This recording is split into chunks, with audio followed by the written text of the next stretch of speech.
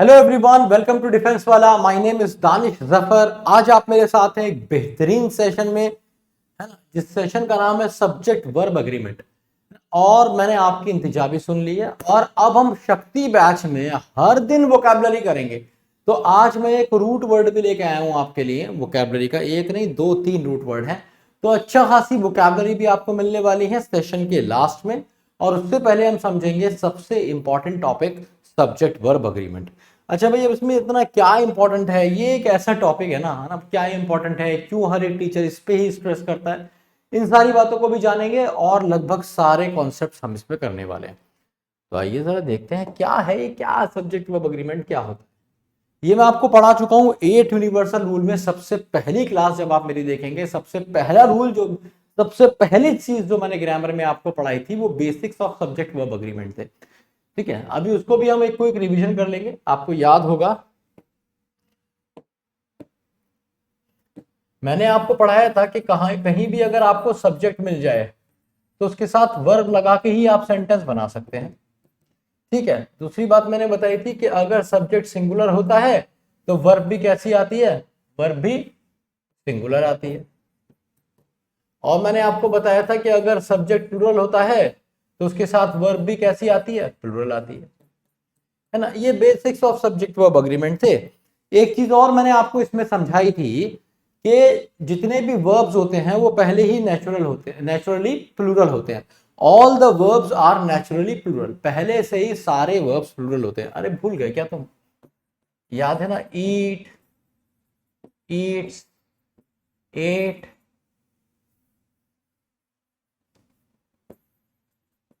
Eaten and eating. तो मैंने आपको बताया था बच्चा कि ये फर्स्ट फॉर्म है। फिर मैंने आपको बताया था कि जो ईट्स है ये आपकी सिंगुलर फॉर्म, ये सेकंड फॉर्म है, ये थर्ड, और ये आईएनजी। अगर आपको याद हो तो मैंने बताया था, एक बार दोबारा बता देता हूं कि सारी वर्ब्स पहले से प्लूरल होती हैं। तो ये जो इसकी बेस फॉर्म होती है ये हमेशा प्लूरल होती है। इसके साथ जब हम एस और एस लगाते हैं तो ये सिंगुलर बन जाती है। और इसी तरीके से सिंगुलर सब्जेक्ट के साथ सिंगुलर वर्ब आती है और प्लूरल सब्जेक्ट के साथ प्लूरल वर्ब। अगर अभी भी आपको इस बात को समझ में नहीं आई है तो एक बार जाके 8 यूनिवर्सल रूल की सबसे पहली क्लास का पहला रूल देख लीजिए। ये सिर्फ 3 या 4 मिनट का है ना, और आपकी आत्मा तृप्त हो जाएगी। एक एक चीज आपके लिए क्लियर हो जाएगी, जो होना भी बहुत जरूरी है अगर आप सच में एनडीए एग्जाम क्रैक करना चाहते हैं। तो ये बहुत इंपॉर्टेंट टॉपिक है। आप मान के चलिए कि आपको मिनिमम इसमें से 3 क्वेश्चंस तो मिलते ही हैं। ये मिनिमम है, 2 से 3 क्वेश्चन मिनिमम है, मिलेंगे ही सब्जेक्ट वर्ब एग्रीमेंट के। प्रीवियस ईयर का कोई भी पेपर आप उठा के देखिए, ये आते ही हैं ग्रामर में, है ना किसी सेट में 2 से 3 क्वेश्चन आपके फंस जाएंगे। तो कहने का मतलब है एक क्वेश्चन 4 नंबर का, तो आपके पास लगभग 8 to 12 मार्क्स हैं भाई साहब इसमें। इसलिए इस टॉपिक को हल्के में बिल्कुल नहीं लीजिएगा। ठीक है, तो treatment of neither nor, either or, pseudo subjects, treatment of more, और ऐसी बहुत सारी चीजें हम इसमें पढ़ने वाले हैं। ठीक है, तो एक बार मैं बेसिक आपको यही वाला रूल जो कराया था ना, इसका एक बार मैं आपको वही टेबल एक बार दोबारा बता देता हूं।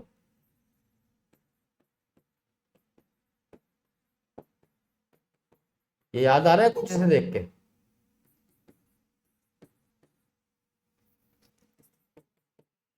अरे याद आ रहा है इसे कुछ देख के, है ना। ये सारे सब्जेक्ट लिखे हैं और इनके साथ कैसे कैसे वर्ब लगेगी अब आप ये जानेंगे। तो मैंने आपको बताया था वी है तो प्लूरल वर्ब लव, ही है तो लव्स, यू है तो गो, ही है तो गोस, दे प्ले लेकिन इट प्लेस, बर्ड सिंग्स लेकिन अगर बर्ड्स है तो सिंग। कितना आसान है इसे समझना कि अगर एस और एस यहां लगा हुआ है तो यहां नहीं लगेगा, अगर यहां नहीं लगा है तो यहां पे लग जाएगा। फिर मैंने आपको बताया था आई के अपने कुछ कॉन्सेप्ट्स होते हैं भाई। आई वैसे तो सिंगुलर होता है पर अपने साथ हमेशा प्लूरल वर्ब भी लेता है। इसीलिए हम क्या बोलते हैं, I love, I fly, I go, I eat, I run, I work. कभी आई वर्क्स नहीं बोलते। कभी तुमने बोला किसी को आई लव्स यू, नहीं बोलोगे, है ना। आई वर्क, आई लव, आप इसे ऐसे ही बोलते हैं। तो आई के साथ हमेशा प्लूरल वर्ब, है ना। इन सब के साथ आर यूज करते हैं आप, इन सब के साथ आप इज यूज करते हैं, और आई के साथ एम। ऐसे ही इन सब के साथ आप वर यूज करते हैं, इन सब के साथ वॉस यूज करते हैं, है ना, और आई के साथ भी आप वॉस का ही इस्तेमाल करते हैं। भाई इन सब के साथ आप यूज करते हैं हैव, इन सब के साथ आप लगाते हैं हैज, और आई क्योंकि प्लूरल वर्ब लेता है तो आई के साथ है। सिंपल। तो ये दो चीजें आपको याद रखनी है, एम और वॉस, बाकी सारी चीजें तो आई की प्लूरल ही रहेंगी। ठीक है, तो ये वाला कॉन्सेप्ट भी मैं आपको समझा चुका हूं 8 यूनिवर्सल रूल के पहले क्लास में, है ना। जो मेरी पहली क्लास है शक्ति बैच में, उसका सबसे पहला रूल देख लो, ये वाली चीज अगर क्लियर नहीं हुई है तो एकदम क्लियर हो जाएगी। अब हम सीधे चलते हैं टॉपिक पे और इसको गहराई से जानते हैं। देखो ये टॉपिक ऐसा है ना जिसमें आपको दिमाग लगाना है, ठीक है, और बहुत ज्यादा दिमाग नहीं, सबसे आसान टॉपिक है, सबसे आसान। बस ये देखना है आपको क्या पहचानना है, सब्जेक्ट एंड वर्ब। ठीक है, तो सबसे पहला तरीका क्या है, आइडेंटिफाई करना है आपको। आइडेंटिफाई क्या, subject and verb of the sentence. अब अगर देखो यही आइडेंटिफाई नहीं कर पाओगे तो फिर मुझे ये कहना पड़ेगा कि आप एनडीए के लायक ही नहीं है ना। आपने 10-12 साल से अंग्रेजी पढ़ रहे हैं, आप फेसबुक पे भी हैं, आप इंस्टाग्राम पे भी हैं, सब जगह अंग्रेजी चलती है और आपको यही नहीं पता कि भाई कर्ता और क्रिया क्या है ना, सब्जेक्ट और वर्ब भी नहीं पता, तो बताओ कैसे फौजी, ऐसे आदमी को फौजी बना देगी क्या सरकार। तो ये इंपॉर्टेंट है जानना। तो ऐसा नहीं है कि आप कभी बन ही नहीं पाओगे, आज सीख लो कल बन जाओगे, इट्स वेरी सिंपल ना। तो ये मेरा कहने का मतलब है बहुत बेसिक चीज है कि आपको सब्जेक्ट को पहचानना आना चाहिए। सब्जेक्ट कर्ता होता है और वर्ब क्रिया होती है, बिल्कुल ठेठ हिंदी में भी मैंने आपको बता दिया। ठीक है, तो सब्जेक्ट और वर्ब के साथ आप मिला के समायोजन से क्या बनाते हैं, सेंटेंस। तो आप पहले सब्जेक्ट जान लेंगे और फिर वर्ब जान लेंगे, और फिर आप क्या करेंगे, इन दोनों में देख लेंगे क्या दोनों सिंगुलर हैं या फिर दोनों प्लूरल है। अगर दोनों सिंगुलर हैं तब भी सेंटेंस सही है, अगर दोनों प्लूरल है तब भी सेंटेंस सही है। एक सिंगुलर एक प्लूरल है तो गड़बड़ हो जाएगी। ठीक है, तो गड़बड़ के केसेस में कुछ एक्सेप्शंस है जिन पे हम बात करेंगे। तो ये सेशन आपका बहुत जबरदस्त होने वाला है, फटाफट हम इसमें आगे बढ़ते हैं। ठीक है, without wasting a single minute. समझ तो आ ही गया होगा हम क्या करने जा रहे हैं। Here we have the first question for you. पहला क्वेश्चन है, क्वेश्चन से सीखेंगे आज हम, सारे कॉन्सेप्ट इसी से कवर हो जाएंगे। लो भैया, neither of them are attending this seminar tomorrow. मजेदार क्वेश्चन है।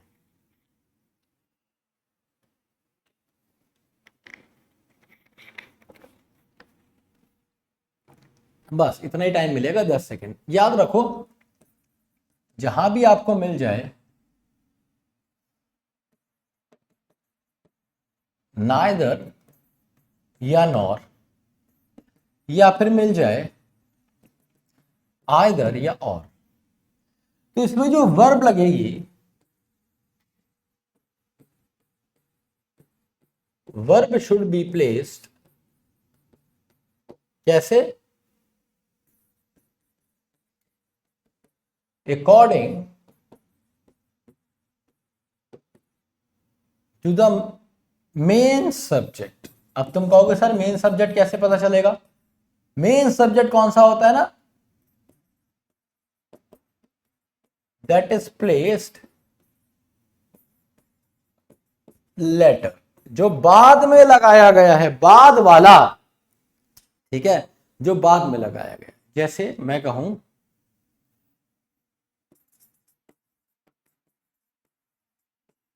neither she nor her family members eat or eats non-veg। भाई ध्यान से सुनना, सिर्फ आंसर पे मत जाओ कि इसका आंसर क्या होगा। आंसर पता भी कर लिया तो क्या एग्जाम में भी पता कर पाओगे, ये बड़ा क्वेश्चन है ना, इसलिए पहले कॉन्सेप्ट समझ लेंगे। तो यहां पे ना आपको शी वी को देखना ही नहीं है, आपको देखना है बाद वाला, है ना। वर्ब तो ये है, तो ये बाद वाले देखने हैं, ना तो वो ना ही उसके फैमिली मेंबर, तो बाद वाले के अकॉर्डिंग वर्ब लगा दोगे। क्योंकि ये प्लूरल था तो आप यहाँ पे ईट सेलेक्ट करेंगे। Neither she nor our family members eat non veg, eats नहीं आएगा। क्यों, क्योंकि शी की बात नहीं हो रही, ना ही वो ना ही उसके फैमिली मेंबर्स, दोनों की बात हो रही है। एक सेंटेंस और देखते हैं, आइदर से दिखा देता हूं। आइदर आई और माई फ्रेंड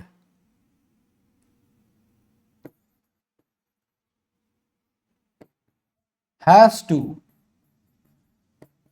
पे द फाइन, या तो मुझे या मेरे दोस्त को फाइन देना होगा। ठीक है, तो एक बार याद रखिए, जब नाइदर आएगा क्योंकि नेगेटिव होता है ना, तो इसके साथ नॉर आता है। नाइदर और नॉर का क्या मतलब होता है, ना तो ये ना ही ये, आइदर का या तो ये या फिर ये। तो आइदर आई और माई फ्रेंड, या तो मैं या मेरा दोस्त को पे करना पड़ेगा फाइन। अब सीधी सी बात है भाई, यहाँ पे आई के लिए थोड़ी आया है, अरे आई के लिए आया है क्या है ना, यहाँ पे ये फ्रेंड के लिए आया, आई के साथ होता तो हैव होता, हैव यहाँ पे गलत होगा क्योंकि बाद में कौन सा सब्जेक्ट आया, माई फ्रेंड, जो क्या है सिंगुलर। तो ये सिंगुलर तो ये भी सिंगुलर, ये प्लुरल तो ये प्लुरल, किसके केस में, नाइदर नॉर और आइदर और के केस में। उम्मीद है ये कहानी आपको प्यारे से समझ में आ गई होगी। अब एक उच्च कोटि का सवाल, जिसको इसे कॉपी करना है वो कॉपी कर सकता है, दो ही सेंटेंस है, उम्मीद है आपने कॉपी कर लिए होंगे। ठीक है, अब एक मजेदार बात जान लो, कभी कभी क्या होता है कि इसमें चरस हो जाती है, क्या हो जाती है, चरस हो जाती है। अब चरस का मतलब क्या है, चरस का मतलब है कि भाई नाइदर अकेले यूज हो गया, सेंटेंस आ गया ऐसे, आइदर ऑफ द बुक्स, या फिर नाइदर ऑफ द मैन, या फिर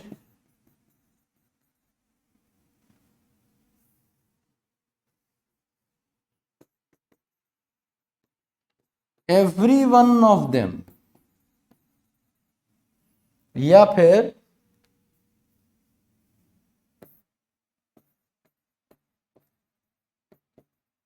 वन ऑफ द बॉयज। अब जरा ध्यान से देखने की कोशिश कीजिए और समझने की।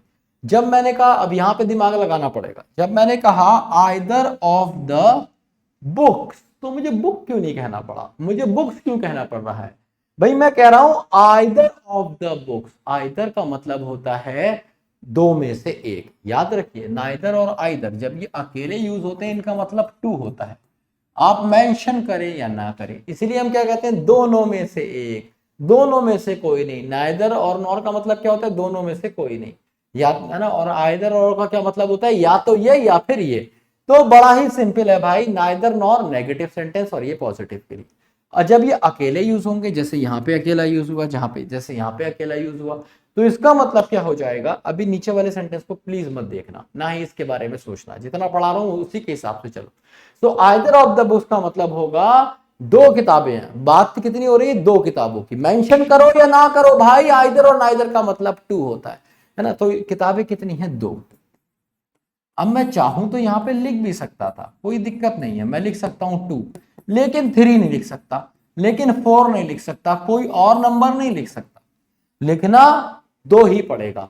और अगर किताबें दो हैं तो मेरे बच्चे बुक्स ही तो यूज करोगे, समझे ना। अब मैं कह रहा हूं either of the books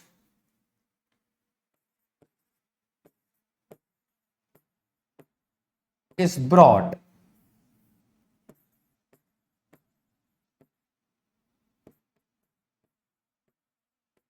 from the library.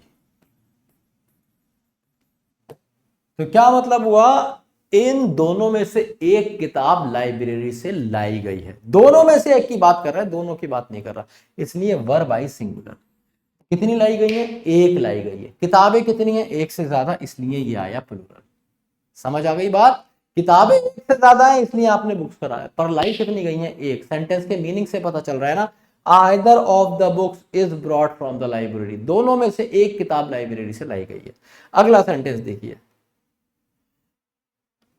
Neither of the main. अब यहां पे मैंने मेन क्यों लिखा, क्योंकि सीधी सी बात है भाई, नाइदर का मतलब दो है, मेंशन करोगे तो भी नहीं करोगे तो भी।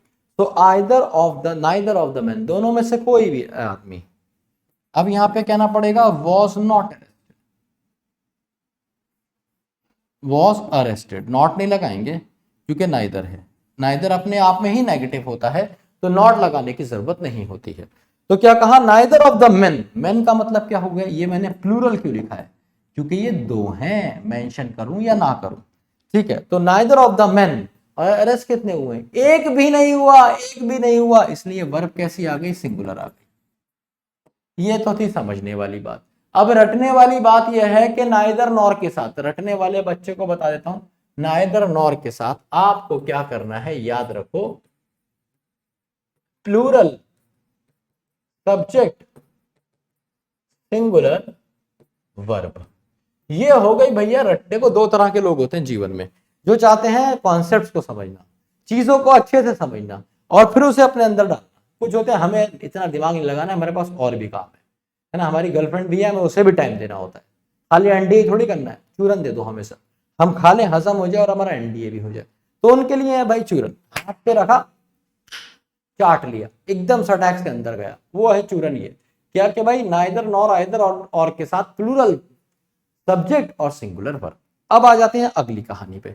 अब जैसे तुमने नाइदर नॉर और आइदर और को ट्रीट करा है, ऐसे ही उन सब को ट्रीट करोगे जो बहुतों में से एक की बात करेंगे। समझे? जैसे नाइदर नॉर आइदर और को ट्रीट किया, वैसे ही उन सब को ट्रीट करोगे जो बहुतों में से एक की बात करेंगे। कैसे? एवरी वन ऑफ देम, इनमें से हर एक, इंडिविजुअल की बात हो रही, इनमें से हर एक, every one of them is a thief, इनमें से हर एक आदमी चोर है। तो आदमी कितने हैं? एवरी वन कह रहा है ना, इसका मतलब एक से तो ज्यादा ही है, और इसने यहां पे आपने प्लूरल यूज किया देम, और यहां पे क्या आया? सिंगुलर। इसलिए जो यहां पे प्लूरल लगेगा, या सब्जेक्ट मत लिखो, नाउन या प्रोनाउन लिख लो, प्लूरल नाउन या फिर प्रोनाउन प्लस सिंगुलर वर्ब, है ना, क्योंकि बेसिकली सब्जेक्ट यहाँ पे एवरीवन होता है, बेसिकली सब्जेक्ट यहाँ पे आइदर होता है, बेसिकली सब्जेक्ट यहाँ पे नाइदर होता है ना। ऐसी every one of the boys, उनमें से हर एक लड़का, तो सीधी सी बात है, हर एक लड़का, उनमें से तो एक से ज्यादा है, एक से ज्यादा है तो इसे कर दिया मेरे बच्चे ने प्लूरल, है ना। Every one of the boys works hard,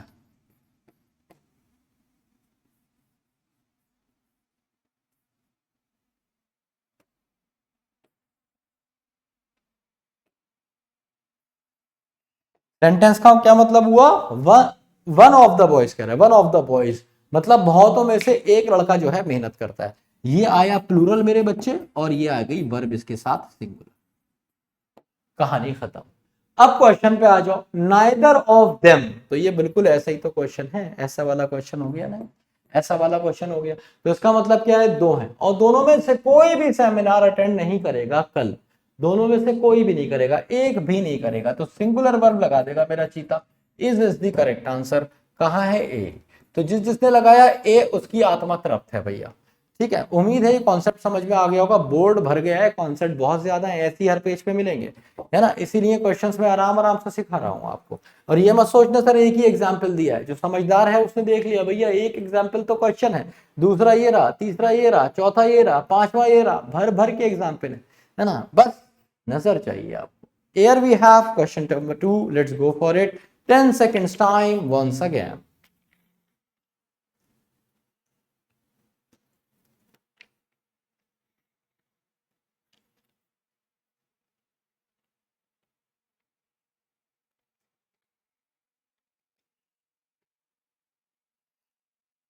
Okay guys, so here we have the next question which says to fetch water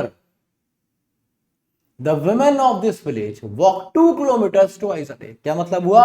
पानी to fetch water, पानी भरने के लिए, fetch का मतलब होता है भरने के लिए, women of this village walk 2 kilometers twice a day which is a very long distance. इस सेंटेंस को मैं ऐसे भी तो कह सकता हूं,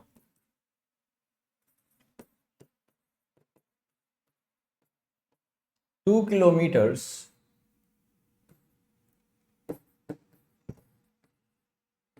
is a very long distance. तो क्या मतलब हुआ? जो 2 किलोमीटर है वो बहुत ही लंबा एक रास्ता है। तो यहां पे आप कलेक्टिवली बात कर रहे हो 2 किलोमीटर की, है ना, आगे आ भी लगा हुआ है। इसकी पहचान क्या होती है कि आगे आ लगा हुआ था, इस केस में सिंगुलर वर्ब आते हैं। यहां पे आप इसे सिंगल यूनिट, सिंगल एंटिटी मान रहे हो, है ना, सिंगल है ये, सिंगुलर है। जैसे मैं कहूं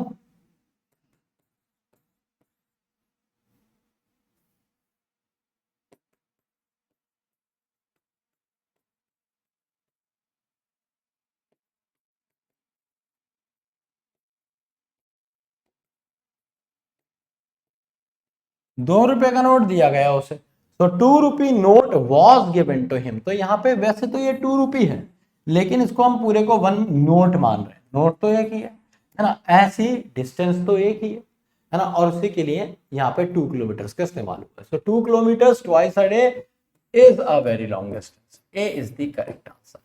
ठीक है, नेक्स्ट क्वेश्चन। अब ये क्वेश्चन भी मैं बताऊंगा क्या, इसमें कुछ है। It is I who has helped. I के साथ हैज आ सकता है क्या भाई? यहाँ पे इट के साथ तो वर्ब आ गई इज, तो कहानी खत्म हो गई है ना। अब ये वाली जो वर्ब आई है ये आई के लिए आई है ना, तो यहाँ पे आई के लिए आएगा have. It is I who have helped. अगर यहाँ पे आई की जगह दे होता तो भी हैव ही आता है ना। अगर आई की जगह यहाँ पे शी होता तब हैज आता, ही होता तब हैज आता। आई ना कहानी समझ में? तो आंसर हो जाएगा एक बार फिर से A. It is I who have helped her in completing the household chores. Chores का मतलब होता है रोजाना के काम, daily work. Answer is A. Next question.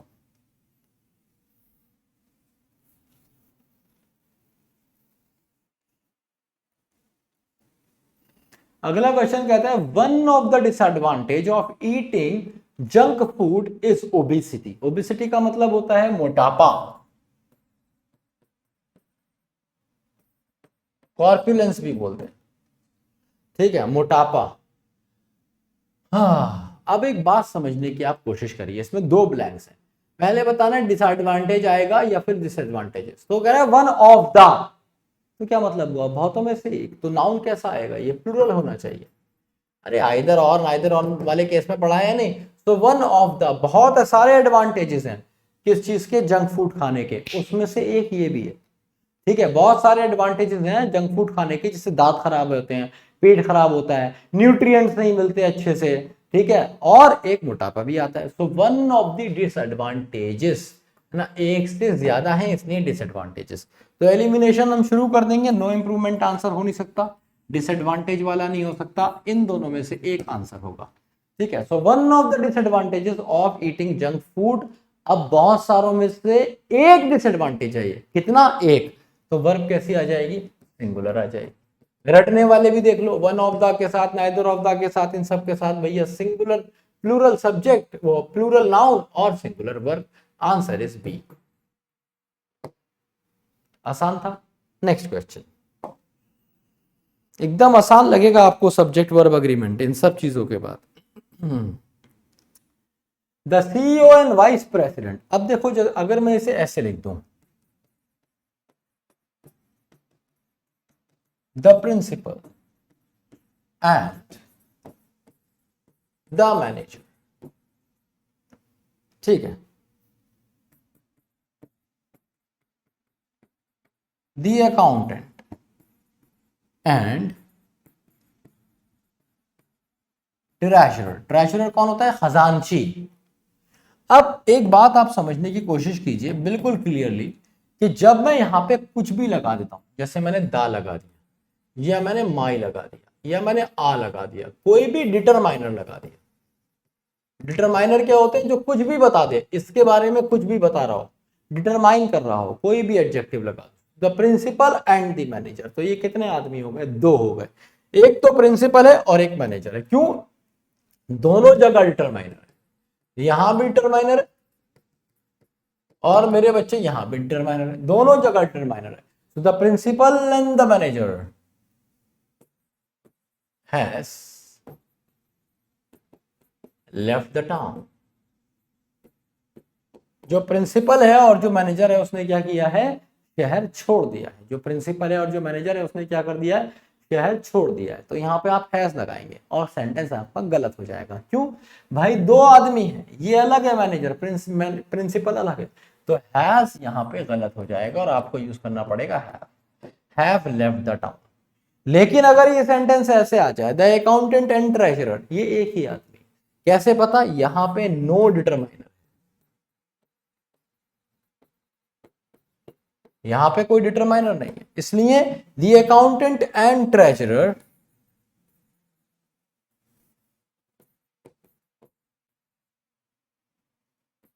Is found corrupt. खजांची को और मुंशी को क्या पाया गया है? करप्ट माना गया है, करप्ट पाया गया है। वो खजांची भी था और मुंशी भी था। तो यहां पे क्या चीज है? मिसिंग है डिटरमाइनर। अगर मिसिंग होगा डिटरमाइनर तो मतलब दोनों एक ही आदमी है और आप सिंगुलर वर्ब इज का इस्तेमाल करेंगे। अगर यहाँ पे कुछ लगा होगा तो आप प्लूरल वर्ब का, जैसे अगर यहाँ पे भी मैं दा लगा दूंगा तो यहाँ पे मुझे प्लूरल करना पड़ेगा। सिंपल है, ठीक है भाई। तो आंसर इसका भी अब आप देख लेंगे, the CEO and vice president, ये एक ही आदमी है, क्योंकि यहां पे क्या है? डिटरमाइनर मिसिंग है, यहां पे डिटरमाइनर मिसिंग है। तो क्या हो जाएगा? The CEO and vice president of this company has, answer is A, has put in his paper. ठीक है, क्लियर हो गया? तो 3 एग्जाम्पल भी मिल गए, क्वेश्चन भी आपको समझ में आ गया। Here we have the next question. Concept देखते रहिए भाई, कॉन्सेप्ट बहुत ज्यादा इंपॉर्टेंट है।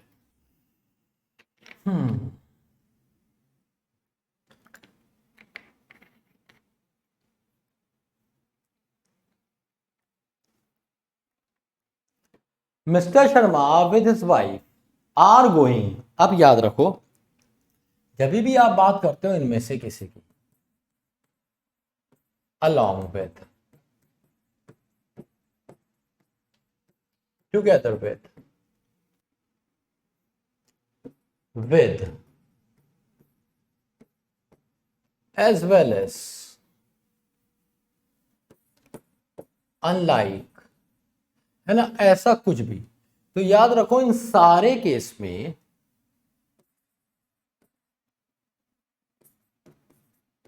verb is used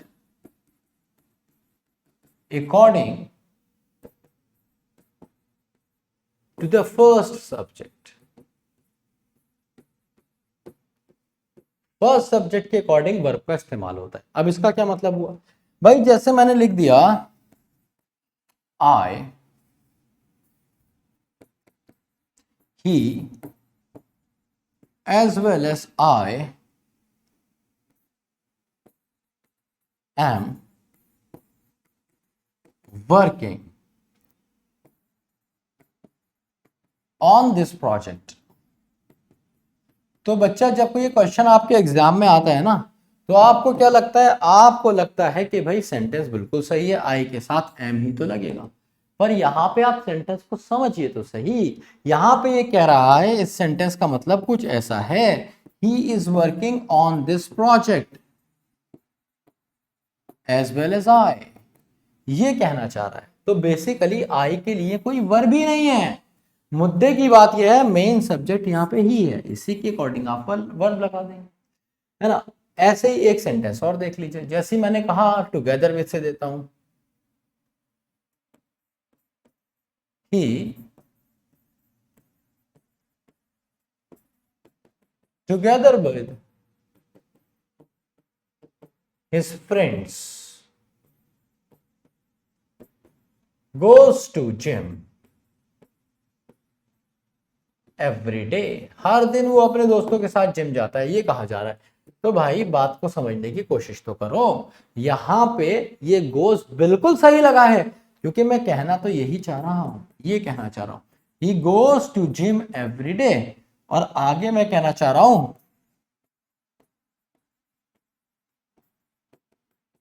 together with his friends.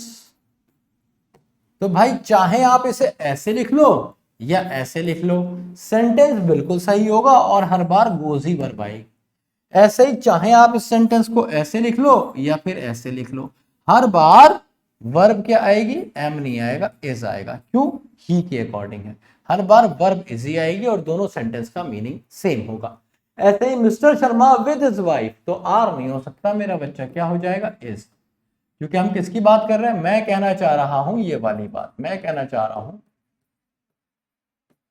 Mister Sharma is going to Mumbai या मनाली फिलीपींस टुमारो, है ना।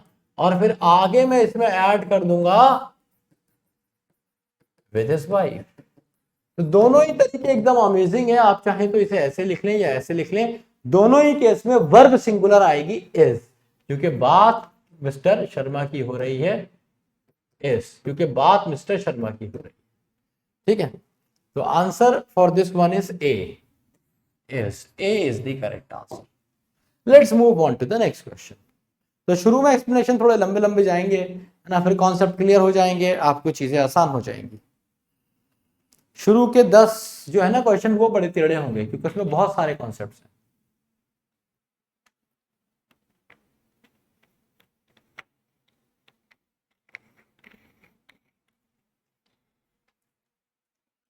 अब देखो क्या कह रहा है, more than one movie of Akshay. एक से ज्यादा है ना, मोर देन वन तो प्लूरल होना चाहिए। तो याद रखो मोर के साथ, मोर के साथ आप हमेशा प्लूरल नाउन लगाते हैं और प्लूरल वर्ब भी लगाते हैं हमेशा, ऑलवेज। ये बात आप याद रखिए। वर्ब किसके साथ? मोर के साथ हमेशा प्लूरल नाउन और प्लूरल वर्ब आती है। ठीक है, अब एक मजेदार बात, ये एक एक्सेप्शन है। जब आप मोर देन वन लिखते हैं ना, ये क्या है, ये याद रखिए, ये एक एक्सेप्शन है। और मोर देन वन के साथ आप हमेशा सिंगुलर नाउन लगाएंगे और सिंगुलर ही वर्ब लगाएंगे। ऐसा सिर्फ मोर देन वन के साथ है। अगर मैं मोर देन टू कर दूं, जैसे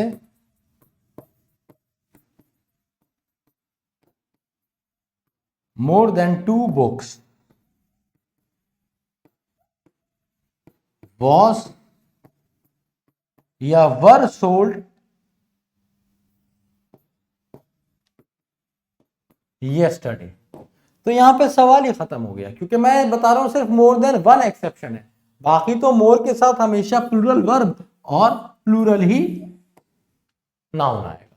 ठीक है, तो यहां पे मोर देन 2 हो गया। बट इसी सेंटेंस को अगर मैं कह दूं मोर देन वन, तो यहां पे अब मैं बुक्स नहीं कह सकता, मुझे क्या कहना पड़ेगा, मोर देन वन बुक, है ना। और अब कहना पड़ेगा वॉज सोल्ड यस्टरडे। तो सिर्फ मोर देन वन एक एक्सेप्शन है जिसपे क्वेश्चन आ जाता है, आपको इसको याद रखना है। More than one movie of Akshay is releasing, A is the correct answer. More than one movie of Akshay is releasing, answer is A. Next question.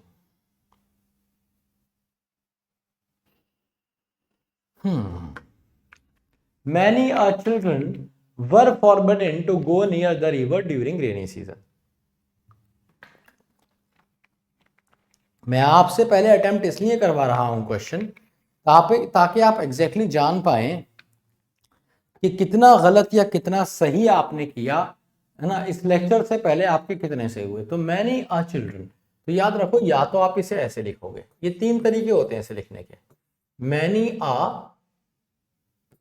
Boy,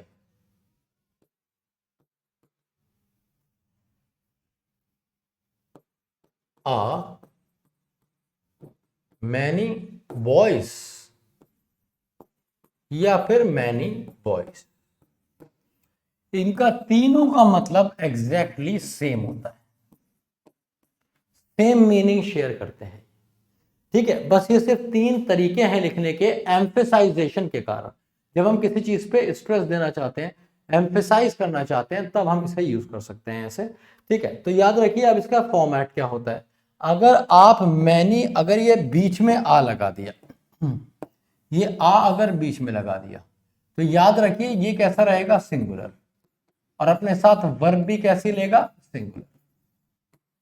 ठीक है, बाकी दोनों केस सेम है। इन दोनों केसेस में plural noun and plural verb, meaning same रहेगा।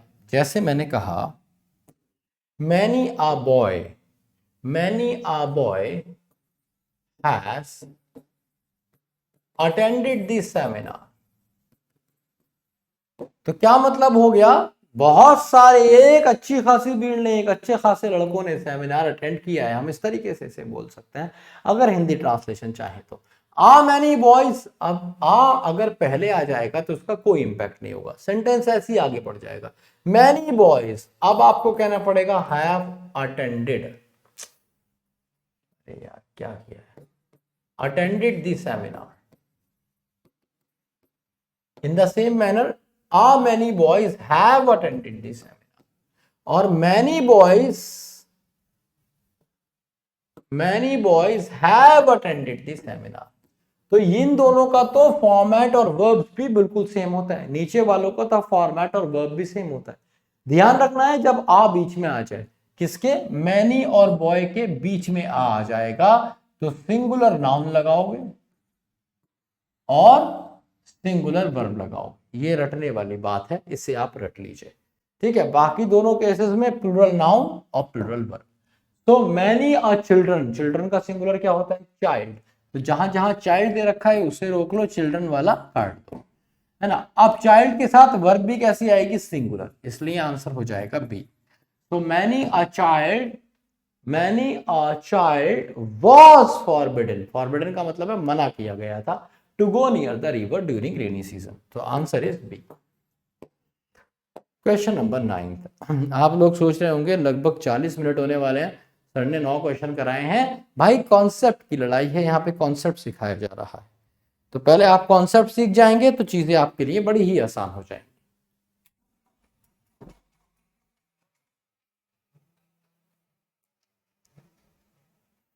Now guys the next question says, अगला question कहता है वेदर शी गोज अब्रॉड और स्टेज इन दी होमलैंड। अब वो चाहे अब्रॉड जाए या फिर होमलैंड में रहे, आर हर पर्सनल चॉइस, तो आर कैसे हो सकता है, यहां पे हम क्या बोल रहे हैं, और लगा रहे हैं, तो और के बाद तो सिंगुलर ही होता है भाई। अगर मैं कहूं रमन और राइमा हैज और हैव डन इट, तो क्या मतलब हुआ, या तो रमन ने या फिर राइमा ने ऐसा किया है, दोनों में से एक ने किया है, तो भाई वर्ब सिंगुलर लगेगी ना, है ना, इस वाले के अकॉर्डिंग लग जाएगी। नाइदर नॉर के केस में भी ये हुआ, आइदर और के केस में भी ये हुआ, यहाँ पे भी ये होगा। तो चाहे वो अब्रॉड जाए या फिर रहे अपने घर पे होमलैंड में, ये किसकी चॉइस है, is her personal choice, is, A is the correct answer.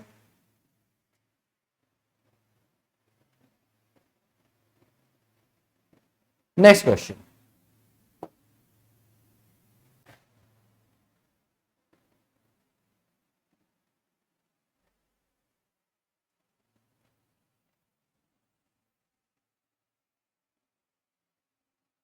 Next question कहता है there appears a number of solution.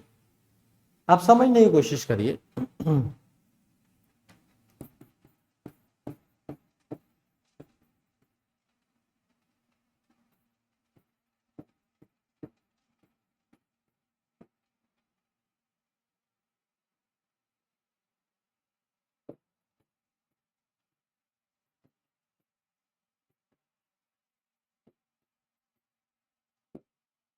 इस क्वेश्चन को देखिए, देयर प्लेज मैनी बॉयज, अब इस सेंटेंस को मैं चाहूं तो ऐसे भी तो लिख सकता हूं, यही कहानी है सब्जेक्ट वर्ब एग्रीमेंट की।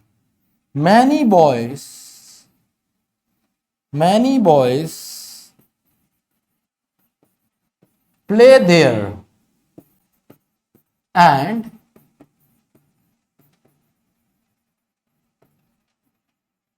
Enjoy themselves, many boys play there and enjoy themself, क्या हुआ, बहुत सारे लड़के वहीं खेलते हैं और खुद को एंजॉय भी करते हैं, तो यहाँ पे बॉयज के साथ तो वर्ब प्ले आएगा। मैंने क्या बताया था, सब्जेक्ट वर्ब अग्रीमेंट में सब्जेक्ट और वर्ब का पहचानना बहुत जरूरी है। तो भाई इस केस में सब्जेक्ट क्या है, ये हो गया सब्जेक्ट, और भाई इस केस में वर्ब क्या है, ये हो गई वर्ब भाई सब, है ना। ऐसे यहाँ पे भी है, मैनी बॉयज सब्जेक्ट है और मैनी बॉयज के लिए जो वर्ब है वो ये है, तो ये प्लेज नहीं हो सकता, इसे क्या करना पड़ेगा, प्ले करना पड़ेगा, ठीक है, क्योंकि मैनी बॉयज के लिए आया। ऐसे there appears a number of solution, तो मेरे कहने का मतलब है a number of solutions appear there, तो अ नंबर ऑफ, याद रखो अ नंबर ऑफ, ये क्या होता है, हमेशा प्लूरल होता है ना। और अगर मैं कह दूंगा द नंबर ऑफ, तो याद रखो ये हमेशा सिंगुलर होता है। इसका भी रीजन है, रीजन ये है आ नंबर ऑफ का मीनिंग मैनी जैसा आता है।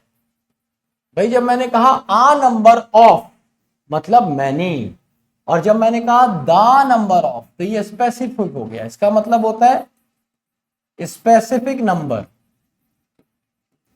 एक स्पेसिफिक नंबर, इसलिए इसके साथ सिंगुलर वर्ब आती है। जैसे मैं कहूं the number of faculties work, the number of teachers working with physics वाला इज 600, क्योंकि मैं नंबर बता रहा हूं तो मैंने क्या बोला, इज। अगर मैं कहता अ number of teachers from physics वाला हैव गैदर्ड हियर, तो आ नंबर ऑफ का मतलब होगा मैनी, तो इसलिए हम प्लूरल वर्ब का इस्तेमाल करें। तो देयर एपियर्स नहीं हो सकता मेरे बच्चे, देयर एपियर प्लूरल हो, क्योंकि मैं कहना क्या चाह रहा हूं, a number of solution appear there to his problem. Answer is B. क्या प्यारा क्वेश्चन था। अब 10 में से ना एक बार अपने आप इसको जरूर चेक कर लेना और देखना तुमसे तुम्हारे कितने सही होते अगर तुम्हें ये नहीं आता, है ना। और फिर उसके बाद अब आगे के चेक करना। Next question.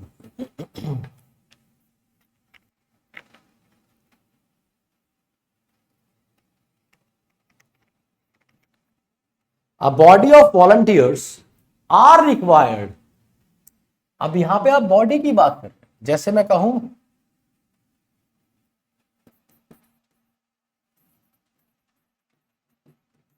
The quantity of milk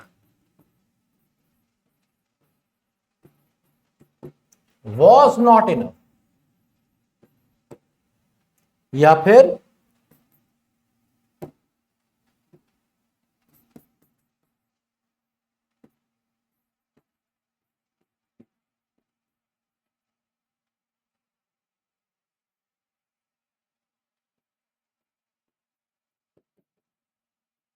the quality of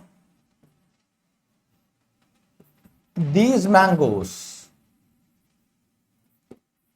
is good. अब भावना को समझिए भाई सेंटेंस की।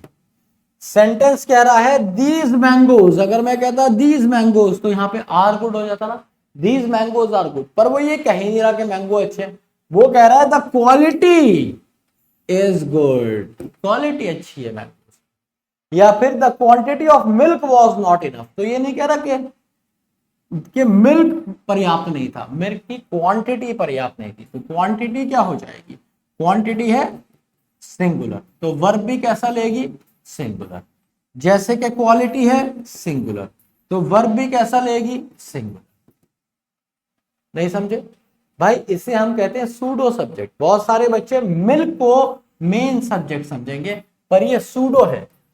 सूडो का मतलब होता है झूठा, जो लग रहा है सब्जेक्ट है पर वो सब्जेक्ट नहीं है। सब्जेक्ट कौन है, क्वांटिटी। ऐसे ही सब्जेक्ट यहाँ पे भी मैंगोज आपको लग रहा होगा, इसलिए बहुत सारे बच्चे आर लगा सकते हैं, इस क्वेश्चन में लगा के भी आते हैं एग्जाम में, है ना। बट जब हम बोलते हैं द क्वालिटी, तो द क्वालिटी का क्या मतलब है कि भाई ये सूडो है, मैंगो कौन है, सूडो है, झूठा सब्जेक्ट है, सूडो सब्जेक्ट है, देखने में लग रहा है पर है नहीं। ऐसी a body of volunteers are required, तो वॉलंटियर्स नहीं चाहिए, आ बॉडी चाहिए, आ बॉडी ऑफ वॉलंटियर्स। तो बॉडी क्या है, सब्जेक्ट है, मेन सब्जेक्ट है, और ये क्या है, ये सूडो है, ठीक है। So a body of volunteers, are नहीं होगा, क्या हो जाएगा, इज, क्योंकि आ बॉडी क्या है, सिंगुलर है, is. A is the correct answer. Clear है मेरे बच्चे, उम्मीद है आत्मा तृप्त हो गई होगी। अगला क्वेश्चन, क्वेश्चन नंबर 12।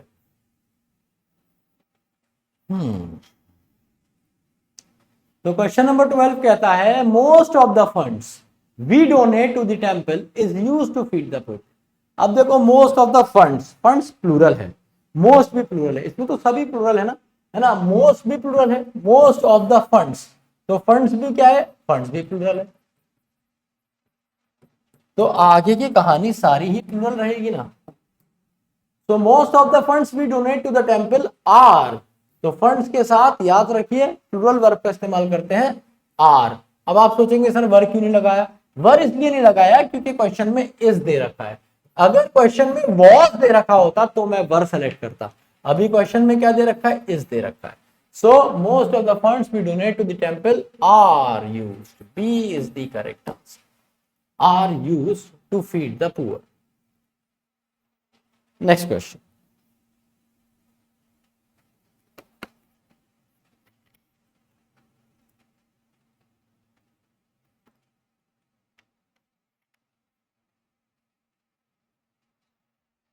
अगला क्वेश्चन कहता है the rise and fall of the Mughal empire was taught by the history teacher in the last class. Rise and fall एक ही चीज तो हो गई, नहीं समझे भैया? इसे हम कहते हैं, ऐसे क्वेश्चन को हम कहते हैं क्या? Combo, combo subjects. अब इसका क्या मतलब है? तुमने सुना नहीं? राइस एंड करी, है ना, या फिर ब्रेड एंड बटर, या फिर हॉर्स एंड कैरेज। भाई मेरे कॉम्बो है ये, कॉम्बो। कॉम्बो नहीं समझे भाई? तुम अपनी वाली को लेके जाते हो कहीं पे भी, मैकडोनल्ड्स में या कहीं पे भी, तो कहीं पे वो क्या बोलता है? तुम बोलते भैया 2 बर्गर दे दो, 2 कोक दे दो। वो कहता है भाई सर कॉम्बो चाहिए आपको, कॉम्बो बना दें, थोड़ा सस्ता पड़ेगा आपको, फ्रेंच फ्राइज भी मिल जाएंगे और कोल्ड ड्रिंक बड़ी वाली मिल जाएगी, दोनों बहन भाई मतलब गर्लफ्रेंड बॉयफ्रेंड बांट के पी लेना। तुम्हें लगता है यार 50-100 रुपए तो बच रहे हैं, इसे घर भी तो छोड़ना है, 50 का पेट्रोल पड़वा लूंगा, कॉम्बो बना दे भाई तू कॉम्बो। तो कॉम्बो एक होता है पर उसमें बहुत सारी चीजें होती है। कॉम्बो कितने होते हैं? एक, पर उसमें चीजें कितनी होती है? बहुत सारी होती है। राइस एंड करी क्या है भाई? तुमने कहा भैया 1 प्लेट कड़ी चावल दे दो, तो वो क्या करेगा? तुम्हें कड़ी अलग से देगा, चावल अलग से देगा, तुम्हारा मुंह चीरेगा, उसमें चावल डालेगा, फिर तुम्हारे मुंह में कड़ी डालेगा और तुमसे कहेगा लोट लो। ये तो नहीं करेगा ना, वो कॉम्बो देगा एक बना के, एक ही पत्ते में कड़ी डाल के, उसी में चावल, उसी में प्याज, उसी में चटनी है ना, दैट इज व्हाट। तो राइस एंड करी इज फेमस इन इंडिया। भैया इस क्यों? कॉम्बो है, एक ही चीज है वो। अगर तुम राइस अलग से लेने जा रहे हो और कड़ी अलग से लेने जा रहे हो तो कह सकते हो। ब्रेड तुमने कहीं और से ली, बटर कहीं और से ली। अब जैसे मैंने कहा bread and butter is my favourite breakfast. तो इस बात का क्या मतलब हुआ? इस बात का मतलब हुआ, ब्रेड एंड बटर का मतलब हुआ, ये मतलब नहीं हुआ कि भैया मैं पहले ब्रेड खाता हूँ सूखी, उसके ऊपर से फिर मैं मक्खन खाता हूँ और जमीन में लौटता हूँ बहुत तेज, जिससे वो अंदर मेरे पेट में ब्रेड पे मक्खन लग जाता है। ऐसा तो होता नहीं है। मैं कॉम्बो की बात कर रहा हूँ भाई, पहले ब्रेड पे बटर लगा लेता हूँ और उसके बाद उससे चबा लेता हूँ। सो ब्रेड एंड बटर इज, ये कॉम्बो हो गया, कॉम्बो। ऐसी घोड़ा बग्गी साथ में ही आते हैं, ऐसा तो नहीं है घोड़ा अलग आ रहा है, हिनहिनाता हुआ बग्गी अलग आ रही है। तो horse and carriage was at the door. कहां पे थे घोड़ा बग्गी? दरवाजे पे थे। तो राइज एंड फॉल, उतार चढ़ाव, कॉम्बो हुआ ना। तो rise and fall of the Mughal empire was taught by the history teacher in the last lesson. कोई भी गलती नहीं है, नो इंप्रूवमेंट, डी, है ना। सिंगुलर वर्ब आई क्योंकि कॉम्बो था। तो जब कॉम्बो होता है तो हम उसे एक काउंट करते हैं, इसलिए वर्ब सिंगल आती है। कॉम्बो होगा एक काउंट करेंगे इसलिए वर्ब सिंगुलर आएगी। कॉम्बो होगा एक काउंट करेंगे इसलिए वर्ब सिंगुलर आएगी। Answer is D. Let's move on to the next question, question number 40। भाई साहब ये क्वेश्चन मैं पढ़ा चुका हूं, ये अगर गलत किया ना तो दिल टूट जाएगा मेरा, है ना। इस पे एक्सप्लेनेशन भी नहीं है लंबा।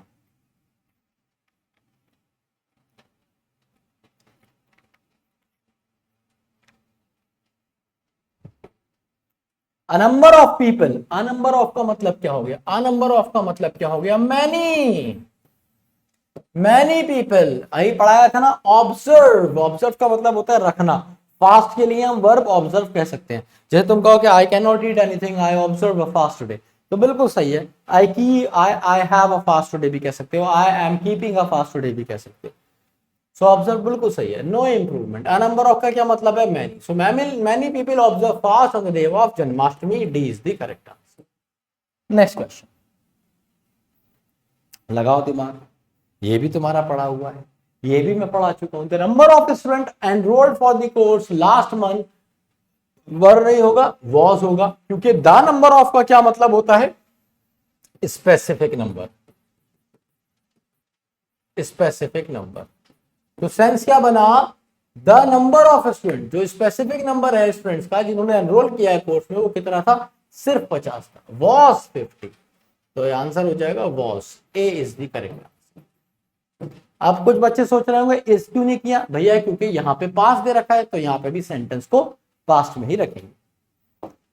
क्वेश्चन नंबर 16, ये भी बहुत आसान है। कहीं भी अगर तुम्हें फ्रैक्शन मिलता है ना, और अगर उसमें फ्रैक्शन में टू है, ठीक है, या टू से कोई बड़ा नंबर है, अब जितने वन वाले होते हैं, जैसे 1/4 बिल्कुल सही है, 1/3 बिल्कुल सही है, 1/5 बिल्कुल सही है। लेकिन अगर मैं ये नंबर चेंज कर दूं और इसे लिख दूं 2, तो मुझे कहना पड़ेगा 2/3 या फिर 2/4 या फिर 3/5। प्लूरल लगना पड़ेगा, प्लूरल, क्योंकि यहां पे 2 हो गया। ठीक है, तो इसीलिए 2/5 आप कर देंगे, तो 2/5 हो गया। 2/5 या तो ये आंसर होगा, ये नहीं हो सकता, या फिर ये आंसर होगा, ये नहीं हो सकता, क्योंकि 2/5 तो हो ही नहीं सकता, 2/5 ही होगा। 2/5 ऑफ द बॉयज। अब याद रखो इनके साथ होता क्या है, ये एक मजेदार बात है और बहुत ही इंपॉर्टेंट रूल है। सबसे ज्यादा क्वेश्चन सब्जेक्ट वर्ब एग्रीमेंट में यहां से फंसते हैं। जहां भी आपको दिख जाए कोई भी फ्रैक्शन, जैसे 1/3 of, quarter of, half of, some of,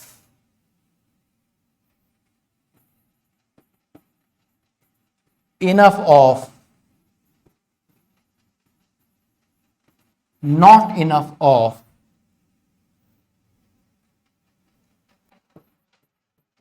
lot of, lots of,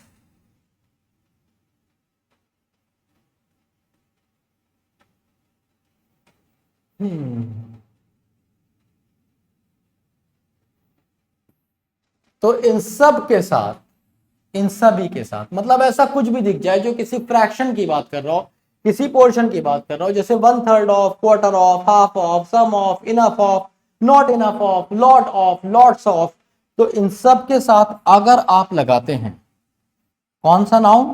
count noun, non count noun, non count noun. तो याद रखिए नॉन काउंट नाउन का तो कोई केस ही नहीं होता कि वो प्लुरल हो।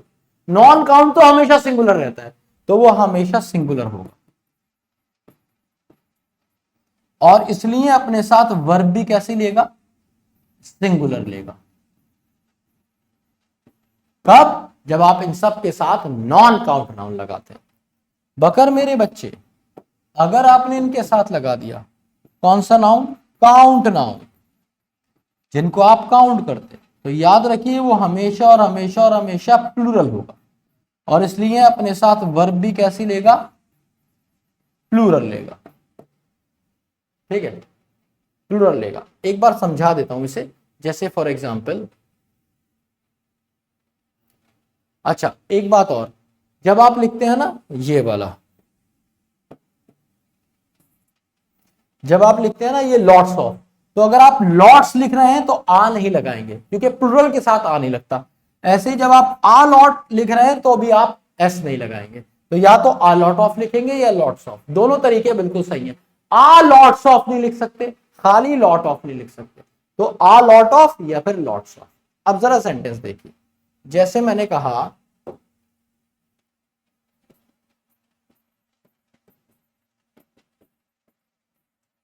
2/3 of the milk was ever given to the poor। 2/3 हिस्से जो था दूध वो किसे दे दिया गया? गरीब को दे दिया गया। तो 2/3 ऑफ द मिल्क, तो मिल्क कौन सा नाउन है? नॉन काउंट नाउन है ना। तो नॉन काउंट नाउन है तो ये हमेशा सिंगुलर रहेगा, मिल्क्स कभी नहीं करोगे, और इसके साथ वर्ब भी सिंगुलर आएगा। किसके केस में? 2/3 के केस में। बट अगर मैं 2/3 का केस थोड़ा सा बदल दूं और यहां पे कुछ ऐसे लिख लूं,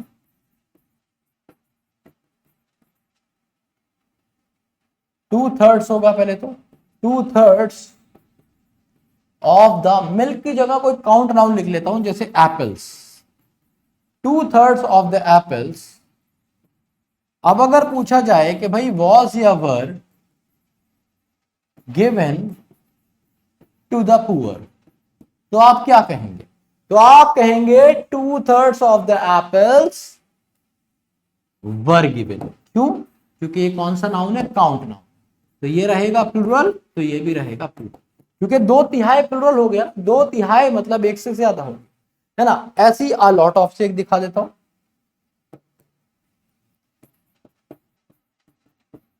a lot of money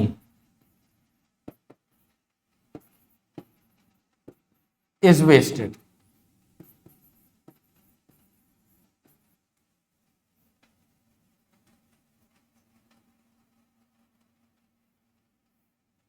in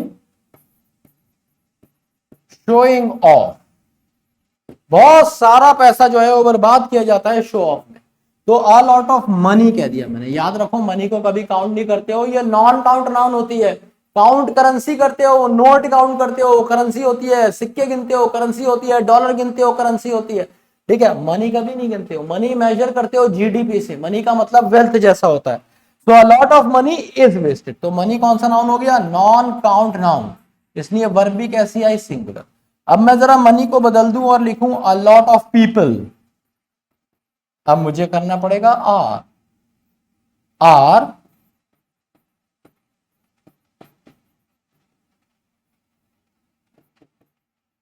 supporting him.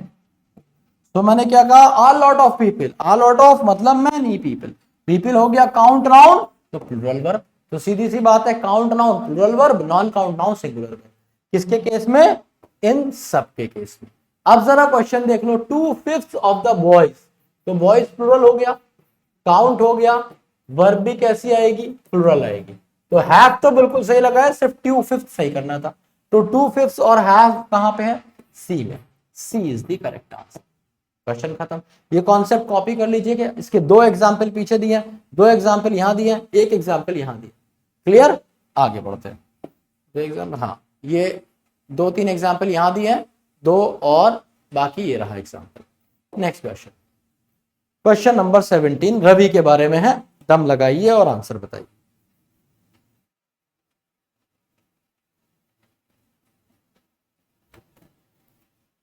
हाँ ये क्वेश्चन तो मैं थोड़ी बताऊंगा, तो सेकंड्स में बता दोगे।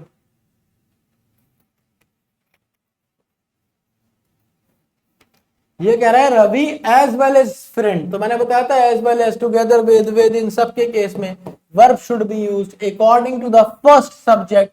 फर्स्ट सब्जेक्ट इज रवि, तो हैव की जगह हो जाएगा हैज। बढ़ाया हुआ क्वेश्चन है, पीछे जाके देखिए, ए इज द करेक्ट आंसर। खत्म question. Question number 18, question number 18, question number 18 कहता है 40,000 rupees was a handsome amount. भाई ये वही वाला था, है ना, जो मैंने आपको बताया था। अभी एक पीछे क्वेश्चन कराया था, क्वेश्चन ही भूल गया यार।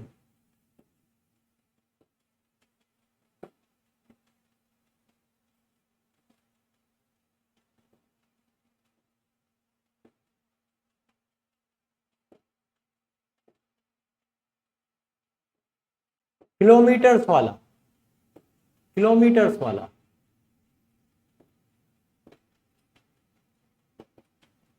एक किलोमीटर वाला था ना।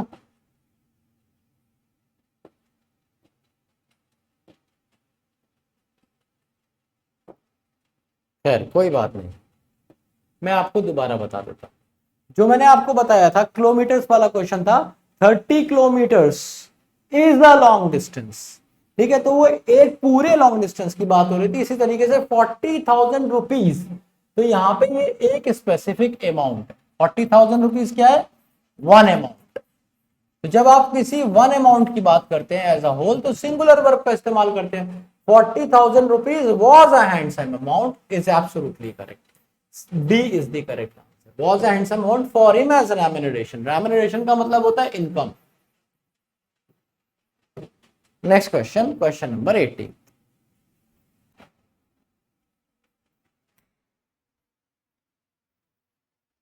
क्वेश्चन नंबर 18 कहता है I am not one of those, मैं उनमें से नहीं हूं, किनमें से, हु विल हेल्प एवरीवन, जो सबकी मदद करेंगे, whom I meet। अरे यहां देखो गड़बड़ी किसमें है ना, ये क्वेश्चन प्रोनाउन का है और सब्जेक्ट वर्ब एग्रीमेंट में भी अक्सर पूछा जाता है क्योंकि सब्जेक्ट और वर्ब से इसका रिलेशन है। I M one of those, क्या कह रहे हैं, मैं उनमें से हूं, I am one of those, जो उनमें से हूं।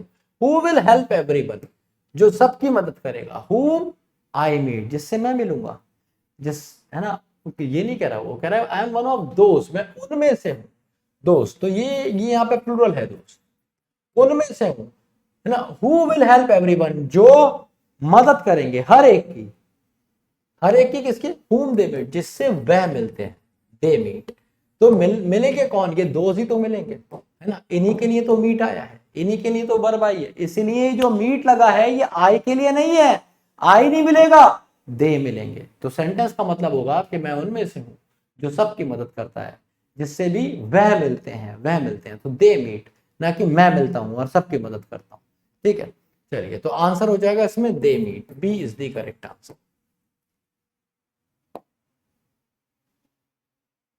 अब ये क्वेश्चन तो यार एकदम पप्पू क्वेश्चन है। 8 यूनिवर्सल रूल में आप कर चुके हैं कि जब भी हम बात करेंगे हाइपोथेटिकल सेंटेंस की, कैसे सेंटेंस की, हाइपोथेटिकल की। हाइपोथेटिकल का मतलब होता है काल्पनिक वाक्य। तो सब्जेक्ट कुछ भी हो आप वर का इस्तेमाल करेंगे। 8 यूनिवर्सल रूल का पहला रूल देख लीजिए, तो वर हो जाएगा, आंसर इज बी। क्या है, if I were a billionaire, अगर मैं कोई करोड़पति, खरबपति होता, I would buy an apartment in the Burj Khalifa, और मैं बुर्ज खलीफा के अंदर एक बेहतरीन अपार्टमेंट खरीदता। B is the correct answer. मुझे पता है तुम लोग खलीफा से क्या सोचते हो, मुझे पता है तुम सोच रहे हो बुर्ज खलीफा जाने की क्या जरूरत है, बस खलीफ मतलब खैर, ठीक है, तो थोड़ा मतलब समझ रहे हो, B is the correct answer, है ना, ऐसा नहीं सोचना चाहिए। अगला क्वेश्चन, लो भाई वोकैबुलरी आ गई, आसान आसान क्वेश्चन है, भटाक से बना देंगे, बहुत आसान क्वेश्चन है। चारों के आंसर बताऊंगा मैं आपको। डाय बोलो, जहां भी आ जाए ना डाय बोलो, डाय बोलो, डाय बोलो, मतलब मरने वाली हालत आती है, यार आदमी कहते हैं मर गया, मर गया, मर गया, कब, जब दिख जाता है भूत या डेविल। तो डाय बोलो आता है किसके लिए, डेविल के लिए।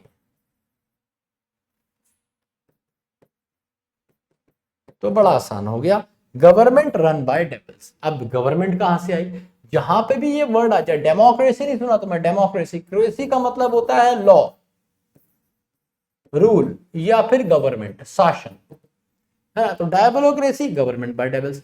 गवर्नमेंट बाय प्रीस्ट के लिए बड़ा आसान है, ये याद रखोगे।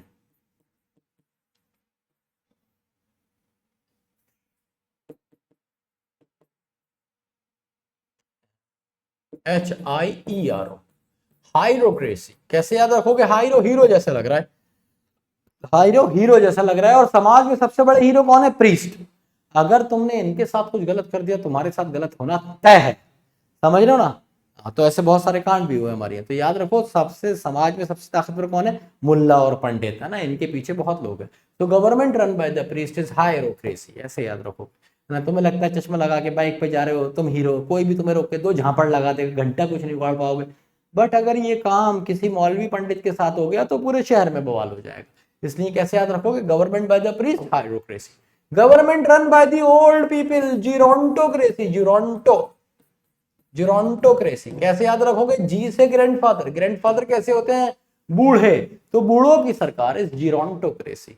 गवर्नमेंट रन बाय थीव्स, भाई थीव्स को कैसे याद रखोगे, कैसे कमीना, कैसे क्लेप्टो, कैसे कमीना, कैसे क्लेप्टो। तो क्लेप्टोक्रेसी इस चोरों की सरकार, कहानी खत्म, आंसर इज डी।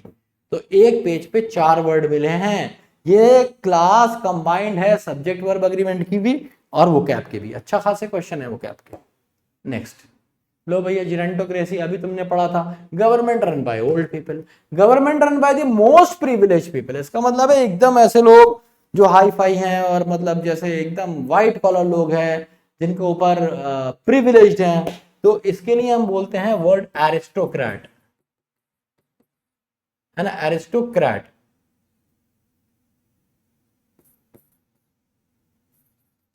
और इनके द्वारा जब सरकार चलाई जाती है तो कराती है एरिस्टोक्रेसी।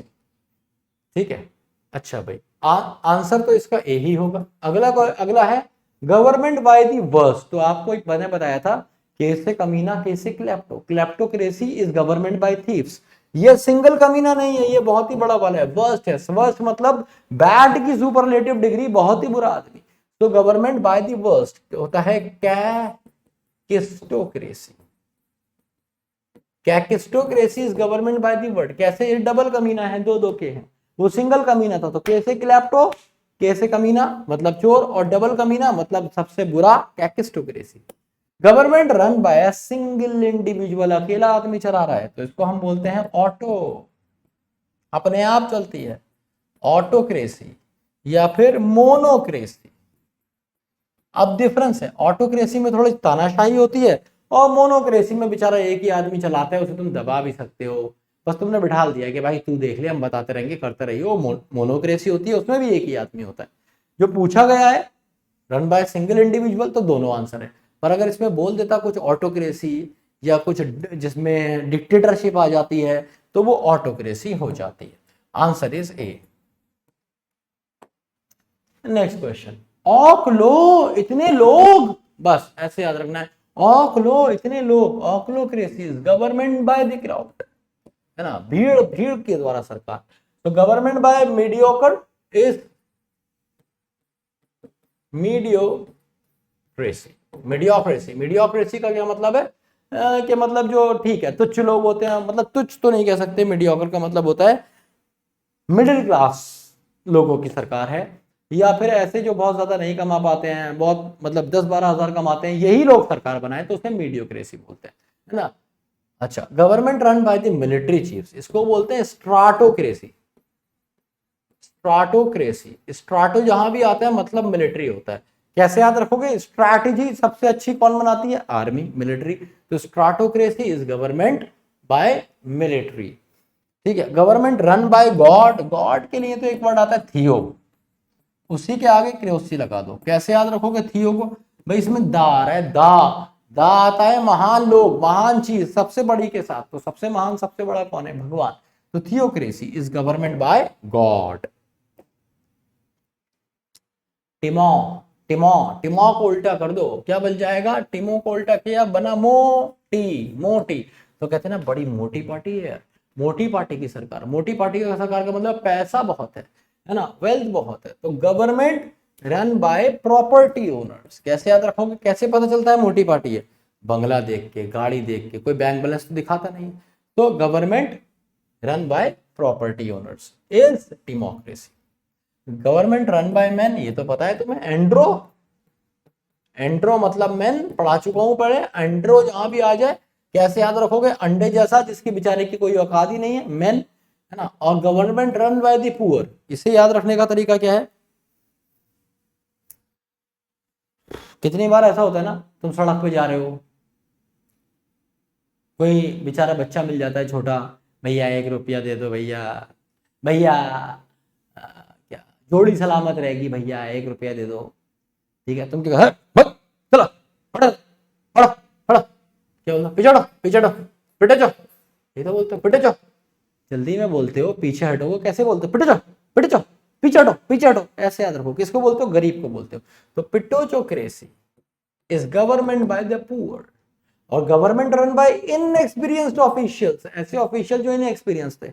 ये जब केजरीवाल पहली बार बने थे ना, क्या, चीफ मिनिस्टर ऑफ दिल्ली, तब उनके लिए कहा जाता था कि वो कौन है, नियोक्रेट है। तो नियोक्रेसी, नियोक्रेट से बना। नियोक्रेट कौन होता है भाई, नया नया ऑफिशियल है, आज इसके मजे आ गए, है ना। तो नियोक्रेसी इज गवर्नमेंट बाय इनएक्सपीरियंस, अब तो नहीं है, वो तीसरी बार सीएम है, तो is no more neocrat. Answer is C. Next question, एल्बो, ये जानते हो वर्ड, एल्ब्यूमिन, ये अंडे का जो व्हाइट पोर्शन होता है ना, white portion of an egg, अंडे का जो व्हाइट पोर्शन होता है उसे एल्बुमिन बोलते हैं, और योक क्या होता है, yellow.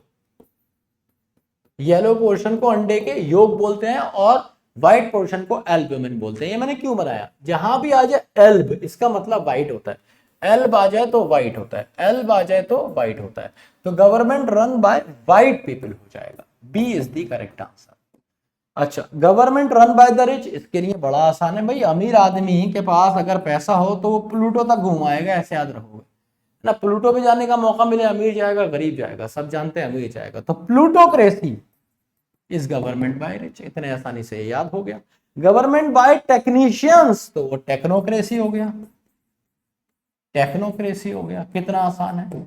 Government by uh few people, अब इसे याद रखना भी बहुत आसान है, ये होता है ओलिगार्ची। अब ये कैसे याद रखोगे भाई, कौन कौन तेल लगा के बैठा है क्लास में, कोई तेल लगा के बैठा है क्लास में, अबे जमाना ही नहीं है तेल का। अब हम या तो जेल लगाते हैं, या जेल लगाते हैं, नहाने से पहले थोड़ी देर के लिए तेल लगा लें तो अलग बात है। मतलब हालत तो ये है कि लड़कियां तो तेल बिल्कुल नहीं लगाती हैं। मुझे कुछ काम था एंड आई आस्क्ड समवन, एक मतलब किसी से मैंने बोला कि भाई मेरे साथ चल लो, तो शी सेड मैं नहीं जा सकती, मेरे तेल लगा हुआ है। तेल लगा हुआ है, कहाँ तेल लगा हुआ है, कह रही मेरे सर में तेल लगा हुआ है, मैं नहीं जा सकती।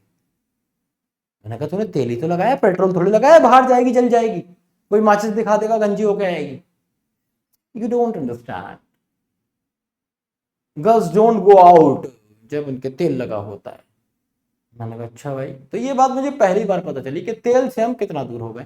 तो तेल इंपॉर्टेंट चीज है, तेल लगाइए ना, जड़ें मजबूत करता है अपने बालों, है ना। और अच्छा अच्छा सोचिए, तो कैसे याद रखेंगे, इसमें ऑयल आ रहा है, ऑयल, ऑयली जैसा है ना, ऑयल जैसा लग रहा है।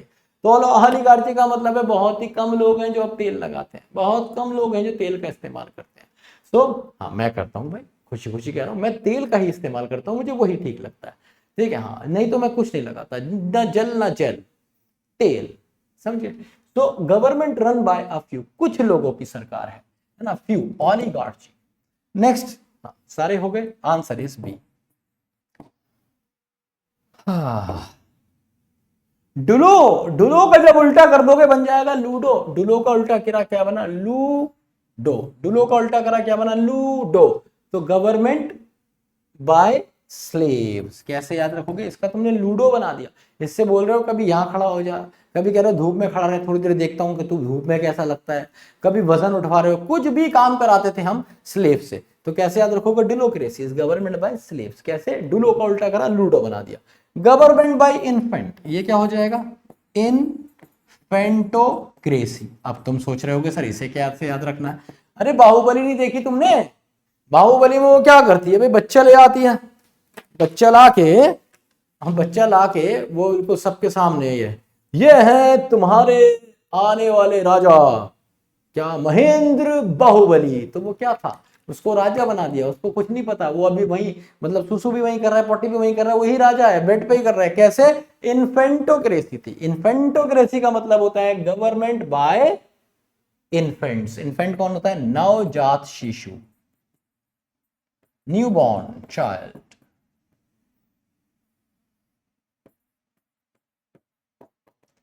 ठीक है, गवर्नमेंट बाय फॉरेनर्स, तो फॉरेनर्स, देखो ये एक्स है ना, कहीं कहीं तो दिखता है, कहीं कहीं तो दिखता है एक्स, तो ये फॉरेनर होता है। कभी कभी तुम्हें एक्स से कोई वर्ड दिखता है, अगर मैं तुमसे कहूं 5 वर्ड लिखे एक्स से फटाफट, तुम्हें सोचना पड़ेंगे, ए से फटाफट लिख दोगे, है ना, क्यों, क्योंकि तुम्हें सोचना पड़ेंगे, वर्ड्स कम है एक्स से। तो क्यों, एक्स स्ट्रेंजर है, फॉरेनर है, कौन है, जैसे फॉरेनर कम दिखते हैं, स्ट्रेंजर्स कम दिखते हैं। तो जेनोक्रेसी, जेनोक्रेसी इज गवर्नमेंट बाय फॉरेनर्स, ऐसे याद रखोगे। गवर्नमेंट बाय नोबल्स, वही है जो प्रिविलेज क्लास था, एरिस्टोक्रेसी। तो एरिस्टोक्रेसी, अगर गवर्नमेंट बाय नोबल्स आए तो भी यही लगाएंगे, और गवर्नमेंट बाय प्रिविलेज क्लास आए तो भी यही लगाएंगे। Answer is C. Next question, पंडितोक्रेसी, पंडितोक्रेसी। अब समाज में सबसे बड़े पंडित कौन है, सबसे बड़े पंडित है भाई, जो सबसे ज्यादा जानते हैं, कौन, मीडिया, यही तो तुम्हें बताती है कि आज ये हुआ ये हुआ, उसी को देख के हम तुम भड़कते हो या खुश होते हो। तो सबसे बड़ा समाज में इस समय पंडित कौन है, वो है मीडिया। तो government bye elite media class. Elite का क्या मतलब होता है? एलीट का मतलब होता है वो लोग जिन जो रसूख वाले हैं, इन्फ्लुएंशियल मीडिया क्लास, इन्फ्लुएंशियल होते हैं। गवर्नमेंट रन बाय वुमेन, मैंने बताया था GYN गन, खतरनाक चीज बोले तो बंदूक। गायनोकोक्रेसी या फिर गायनाक्रेसी, कैसे याद रखोगे? GYN गन, गन बोले तो खतरनाक चीज मतलब बंदूक। अगला, government run bye barbaric people. बारबैरिक कौन होते हैं? अरे बारबैरिक कौन होते हैं? बारबैरिक मतलब जो जिंगल अलाहू ऐसे करते रहते हैं, जंगलों में रहते हैं, अनसिविलाइज होते हैं, ट्राइब्स में रहते हैं। तो गवर्नमेंट बाय बारबैरिक पीपल या uncivilised,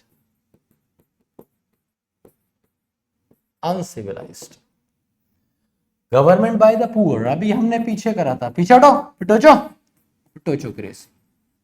so answer for this one is B.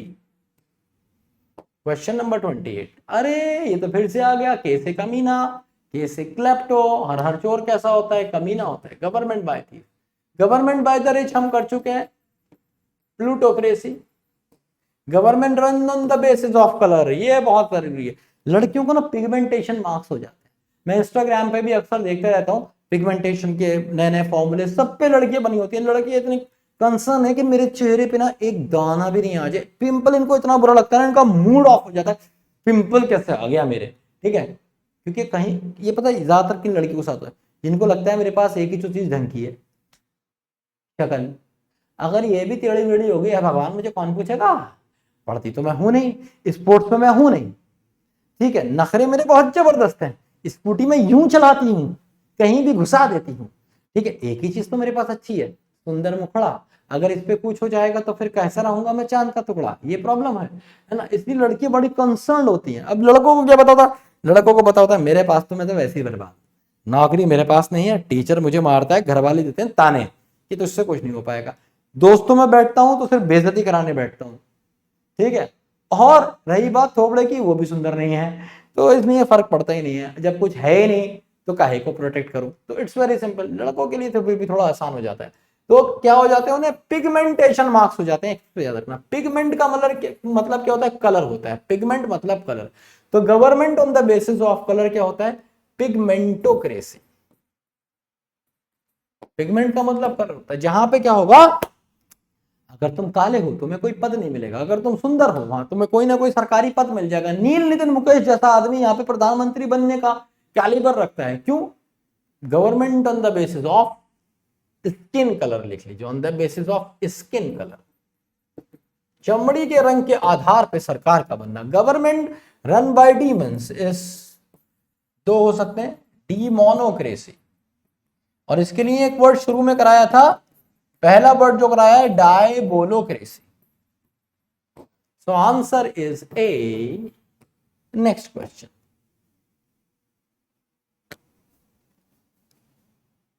आज वो कैप ज्यादा करा दी है। आइसोक्रेसी, अब ये कैसा कैसी, ये कैसी सरकार है भाई? एक ऐसी सरकार जहां पे मैं भी प्रधानमंत्री, तुम भी प्रधानमंत्री, जो पद मेरे पास वही पद तुम्हारे पास। क्या मतलब हुआ इस बात का? भाई इस बात का मतलब हुआ, इसमें है आय। आय का मतलब हुआ मैं भी प्रधानमंत्री, तुम भी प्रधानमंत्री, जितने बच्चे इस क्लास में हैं सबके बराबर हैं, equal political rights. A government people having equal political rights, सबके पास है बराबर के राजनीतिक अधिकार। ऐसी सरकार को बोलेंगे आईसो। कैसे याद रखोगे? मैं भी प्रधानमंत्री। गवर्नमेंट बाय द प्रीस्ट, ये हम कर चुके हैं, हायरोक्रेसी, है ना? हीरो से बताया था, समाज में सबसे बड़े hero priest. Government by teachers, ऐसा कुछ होता नहीं है, क्योंकि टीचर को सत्ता में जाने की पड़ी ही नहीं है। चाणक्य चाहता तो राजा बन सकता था, उसे ये सब करना ही नहीं था। टीचर को पता होता है जो इस चक्कर में पड़ेगा फंस जाएगा। जिंदगी आसान होती है। टीचर पता है टीचर क्या? टीचर को होता है ज्ञान, और जिसको ज्ञान होता है ना उसको पता होता है क्या करना है और क्या नहीं करना है। ये दुनिया का सबसे बड़ा ज्ञान है कि तुम्हें यह भी पता होना चाहिए ये नहीं करना, चाहे पूरी दुनिया उसके पीछे भाग रही है, ठीक है? और ये बात जो अच्छे टीचर्स होते हैं बेसिकली जानते हैं। गवर्नमेंट बाय पीडेंट्स, पीडेंट्स कौन होते हैं? पीडेंट्स का मतलब होता है हु फॉलो रूल्स स्ट्रिक्टली, जो रूल्स को बड़े स्ट्रिक्टली फॉलो करते हैं। जैसे आपने मूवी देखी होगी अमिताभ बच्चन शाहरुख खान की, मोहब्बतें। उसमें अमिताभ बच्चन को क्या दिखाया है, एकदम पीडेंट दिखाया है ना, मेरे कॉलेज में ये नहीं होगा, मैं ये नहीं हो सकता, लड़कियां अलग रहेंगी, लड़के अलग रहेंगे, सिर्फ लड़कों का कॉलेज है ना, होली नहीं मनाएंगे, ये सब रहता कॉलेज में। शाहरुख खान आया और क्या हुआ, उसी की लड़की, मतलब उसी की लड़की के साथ उसने अफेयर किया और उसी की लड़की के साथ अफेयर करके पूरे कॉलेज का माहौल ही बिगाड़ दिया भाई, सबकी गर्लफ्रेंड बॉयफ्रेंड बनवा दी, है ना। तो ये इसमें क्या दिखा था, पीडेंटोक्रेसी दिखाई थी, है ना। तो ये इसे क्या बोलते हैं, पीडेंटोक्रेसी। एक बात याद रखना, ये वर्ड वन वर्ड सब्स्टिट्यूशन में भी आता है पीडेंट, तो इसको याद रखना। पीडेंट कौन होता है, who follow rules strictly, rules को एकदम स्ट्रिक्टली फॉलो करता है और करवाता है, ठीक है। तो आंसर हो जाएगा इसका C, government where equal political rights are experienced. Andro, ये तो पता था, अंडे जैसा, मेन हो गया, androcracy is government by men, women हम कर चुके हैं, gynocracy, government drug by drug mafia, एक हमारे यहाँ डिपार्टमेंट होता है एसएससी के थ्रू, उसमें जॉब लगती है, नारकोटिस्ट, उस पर याद रखना, नार्को, नार्कोक्रेसी, नार्कोक्रेसी कैसे याद रखोगे, नारकोटिक्स पे, ड्रग माफिया कौन पकड़ता है उन्हें, नारकोटिक्स, तो narcocracy drug mafia. Government run by strangers, अभी आपने पीछे जाना, जेनोक्रेसी, जेनोक्रेसी, ये अभी आपने पीछे जाना, answer is A. Next question, biblioclast, देखो जहां भी आता है ना क्लास्ट, तो ये बेसिकली होता है ब्रेक करने वाला, जो कुछ ब्रेक करता है, तोड़ता है, कुछ खराब करता है। जैसे वर्ड आपने सुना होगा आइकोनोक्लास्ट, आइकोनोक्लास्ट कौन होता है, हु गोस अगेंस्ट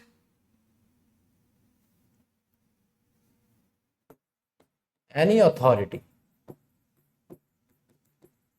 ठीक है, जो बेसिकली किसी अथॉरिटी के अगेंस्ट जाता है और कहता है मैं इसे नहीं मानता।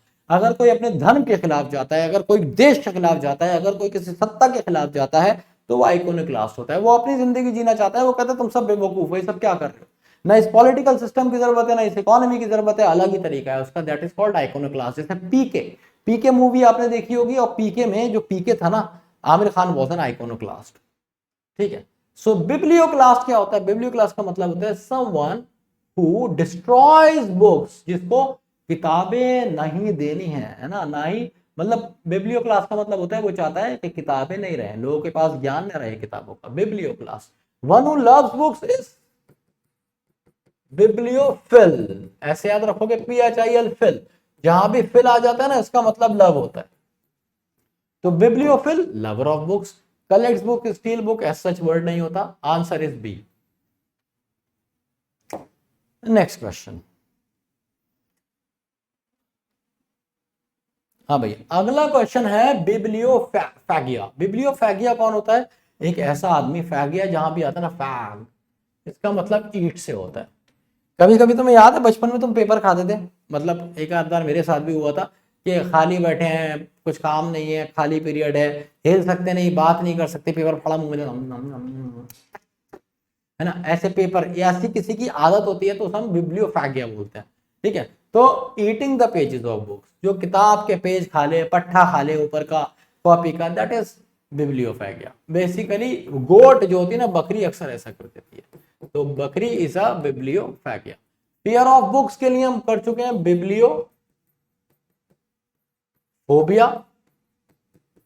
Account of book, collection of book से कोई मतलब नहीं है, आंसर इज डी।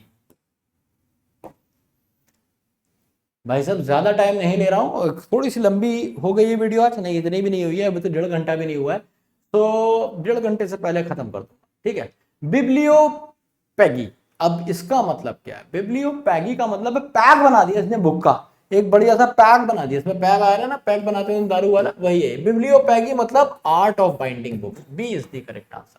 जब तुम बुक्स को क्या करते हो, बाइंड करते हो, आर्ट ऑफ बाइंडिंग बुक्स।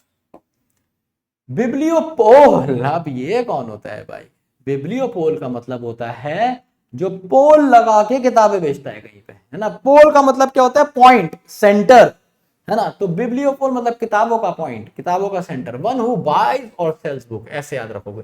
पोल क्या होता है, किसी चीज के लिए हम मतलब कोई मार्क मानते हैं, पोल को लैंडमार्क मानते हैं, कोई भी मार्क मानते हैं कि भाई उस पोल पे मिलेगा, तो टर्मिनल मानते हो। तो ये एक ऐसा टर्मिनल होता है जहां पे किताबें बेची या खरीदी जाती हैं। Answer is B. And here we have the last question of this class.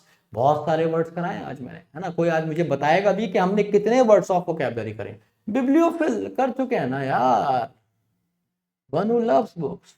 इससे कोई मतलब नहीं है, इससे कोई मतलब नहीं है, इससे कोई मतलब नहीं। Answer is D. तो भाई अब आपको कर रहे हैं दो काम। पहला काम तो आपको करना है कि आपको सब्जेक्ट वर्ब अग्रीमेंट के बहुत सारे क्वेश्चंस लगाने हैं। क्वेश्चंस आप कहां से लगा सकते हैं? विजय बैच से लगा सकते हैं, उसकी वीडियोस पड़ी हुई हैं। पुराना वाला शक्ति बैच है, उसका क्लास निकाल लीजिए, उसमें बहुत सारे क्वेश्चंस आपको सब्जेक्ट वर्ब अग्रीमेंट के मिलेंगे, वहां से कर सकते हैं। ठीक है, नहीं तो आप इंटरनेट पे मात्र सर्च मार देंगे ना, questions for subject verb agreement, Google search, तो बेशुमार क्वेश्चन मिल जाएंगे। ज्यादा नहीं, कितने लगा लेना, बस 50 क्वेश्चन लगा लेना। मैं तुमसे वादा करता हूं तुम्हारे सब्जेक्ट वर्ब अग्रीमेंट एकदम बेहतरीन हो जाएंगे 50 क्वेश्चन लगा के। साथ ही साथ तुम्हें मुझे यह बताना है कि इस क्लास में हमने कितने वर्ड्स करे हैं अब तक। इस क्लास में, इस वाली क्लास में, आज वाली क्लास में कितने वर्ड्स ऑफ वोकैबुलरी हमने कर लिए।